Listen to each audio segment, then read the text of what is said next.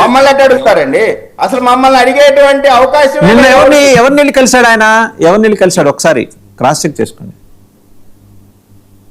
అవును, ఆయన పోరాటం అక్కడ కూర్చొని కూడా జగన్ కోసం పనిచేస్తా అంటున్నాడు. గొడుగేసుకొని రోడ్డు మీద కూర్చొని జగన్ కోసం పనిచేస్తా అంటున్నాడు. తెలుగుదేశం కోసం పనిచేస్తా అనట్లేదు ఆయన. ఆయన అంటున్నది గొడుగేసుకొని రోడ్డు మీద అయినా సరే జగనన్న కోసమే పనిచేస్తానని చెప్తున్నాడు. కాబట్టి అటువంటి జగనన్న అభిమానిని కూడా మీరు వాడుకొని వదిలేస్తున్నారనేది స్పష్టంగా ప్రజలు నిర్ణయించుకుంటారు. రైట్. వెంకటేష్ గారు, ఏంటి సార్ ఇది? ఏమన్నా డ్రామా అంటారా, లేకపోతే ఎవరైనా ఇన్స్టిగేట్ చేస్తే వచ్చాడంటారా? ఎందుకు ఇప్పుడు అతనికి ఏంటి, ఆయన తరఫున వాదించడానికి లాయర్లకి న్యాయపరమైన సహాయం చేయాలి, వాళ్ళే చేసుకోలేకపోతున్నారు వైసీపీ. బయట వాళ్ళకి ఏం చేస్తారండి వాళ్ళు? అది ప్రపంచం అంతా తెలుసు కదా సార్.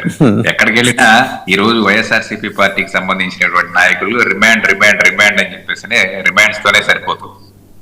సో ఇక్కడ ఏంటంటే, ఇక్కడ క్లియర్ కట్ గా చెప్పాల్సింది ఏంటంటే, ఏ రోజు వైఎస్ఆర్సీపీ పార్టీ యొక్క రాష్ట్ర కార్యాలయానికి కానీ లేదా జగన్మోహన్ రెడ్డి గారి ఇంటికి కానీ రానటువంటి ఏబిఎన్ న్యూస్ ఛానల్ ఏదైతే ఉందో అది లైవ్ కవరేజ్ ఇవ్వటం ఇవాళ ఒక క్వశ్చన్ మార్క్ గా ఉంది.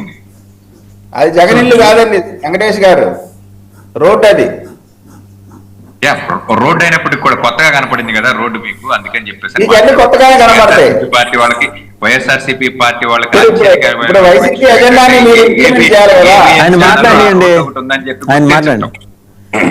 ఆ రోడ్ ఒకటి ఉంది అని చెప్పి తాడేపల్లి మున్సిపాలిటీ. వెంకటేష్ గారు ఏదో మాట్లాడుతున్నారు, ఆయన మాట్లాడండి. మీకు సంబంధం లేదు కదా ఏబిఎన్ ఛానల్ తో, ఆయన మాట్లాడండి సార్. ఏదో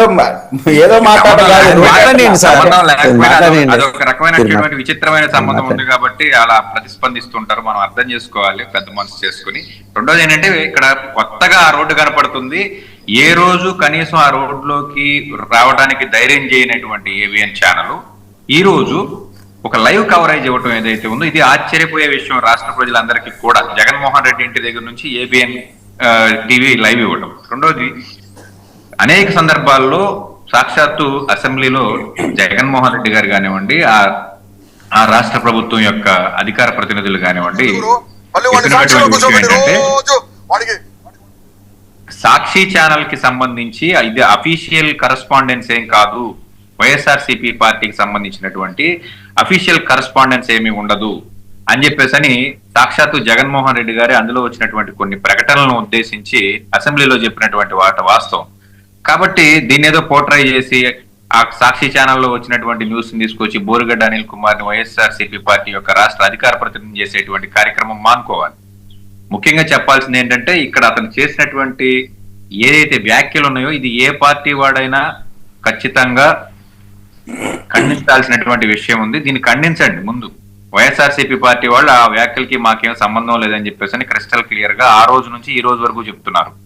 అయితే కోటమిరెడ్డి శ్రీధర్ రెడ్డిని పట్టుకుని ఒకప్పుడు జగన్మోహన్ రెడ్డి అంటే ప్రాణం ఇచ్చేటువంటి పరిస్థితి ఉన్నటువంటి నాయకుడిని పట్టుకుని నువ్వు బుల్లెట్ కట్టుకు లాక్కొస్తాను నెల్లూరు నుంచి అని అంటే ఎవరైనా సభ్య సమాజంలో ఒప్పుకునేటువంటి ఒక పరిస్థితి ఉందా?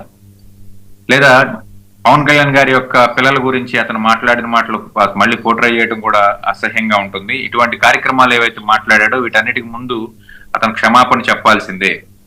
సరే, దీని వెనకాల సజ్జల రామకృష్ణారెడ్డి గారు ఉన్నారని చెప్తారా, లేకపోతే ఇంకొక నాయకుడు ఉన్నాడని చెప్తాడా, అది వేరే విషయం. వీటన్నిటికి ముందు క్షమాపణ చెప్పి ఆ తర్వాత జగన్మోహన్ రెడ్డి కోసం పనిచేస్తాడా, లేకపోతే వైఎస్ఆర్సీపీ పార్టీ కోసం పనిచేస్తాడా, ఉన్న పార్టీకి రిజైన్ చేస్తాడా, ఇవన్నీ తర్వాత మాట్లాడాల్సినటువంటి విషయాలు. వీటికి తను చేసినటువంటి వ్యాఖ్యలకి జగన్మోహన్ రెడ్డికి ఎటువంటి సంబంధం లేదు, వైఎస్ఆర్సీపీ పార్టీకి సంబంధం లేదు.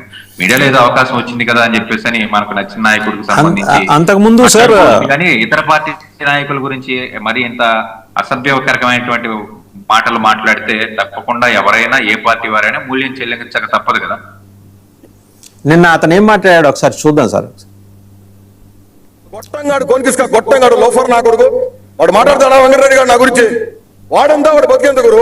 మళ్ళీ వాడిని సాక్షిలో కూర్చోబెట్టి రోజు వాడు వెంకటేశ్వరాన్ని పూజించినాడు, వాడిని పూజిస్తా ఉన్నారని. కారుమూరి వెంకటరెడ్డి వాడు వాగుతాడా నా గురించి? దీని మీద కారుమూరి వెంకటరెడ్డిని ఇమీడియట్ గా పార్టీ నుంచి బర్తరఫ్ చేయాలా. రైట్. శేఖర్ రెడ్డి గారు చాలా యాజిటేటెడ్ గా ఫ్రస్ట్రేటెడ్ గా అతను మాట్లాడు. వెంకటరెడ్డి ఆయనకి చేసిన అన్యాయం ఏంటి సార్? ఏమో సార్, వాళ్ళిద్దరికి ఏమైనా పొలం గట్టు తగాదాలు ఉన్నాయేమో. నాకేం తెలుసు సార్, ఒక విషయం సార్, మా పార్టీ అధికార ప్రతినిధి పట్టుకొని ఏదో అన్నాడు సార్. వెంకట్ రెడ్డి అనే అతను వైఎస్ఆర్ కాంగ్రెస్ పార్టీ అధికార ప్రతినిధి. మరి బోరుగడ్డ అనిల్ ఎవరు? కోన్కిస్క గొట్టంగాడు. అతని భాషలోనే చెప్తున్నాను సార్. ఎవరి బోరుగడ్డ అనిల్? కోన్కిస్క గొట్టంగాడు అంటే ఆయన మా పార్టీ అధికార ప్రతినిధి కాదు. మైండ్ పోయింది ఆయనకి, మా సజ్జల రామకృష్ణారెడ్డి గారికి కాదు. మైండ్ పోయింది ఆయనకి, మా మీడియా కార్యదర్శి, మా మీడియా మొత్తం చూసుకునే మా స్టేట్ జనరల్ సెక్రటరీ అయినటువంటి పూడి శ్రీహరి గారికి కాదు. ఎవరికి పోయింది సార్? నేను ఒకటి చూపిస్తాను సార్. నేను ఒక చిన్న ఉదాహరణ ఒకటి చూపించాను సార్. మేము మొదటి నుంచి సార్, ఈ రోజు నుంచి కాదు. కాకపోతే ఒకటి సార్, హోం మంత్రి పదవి ఇచ్చిన వాళ్ళకి మేము అన్యాయం చేసినట్టు సార్. పాపం మా దళిత సోదరుడు సార్ విజయ్, ఆయనకి 2.5 సంవత్సరాలకి ఏమీ లేదు సార్, కానీ ఆయనకి పార్టీ న్యాయం చేసినట్టు సార్. ఏం కాంట్రడిక్షన్స్? ఒక్క నిమిషం సార్.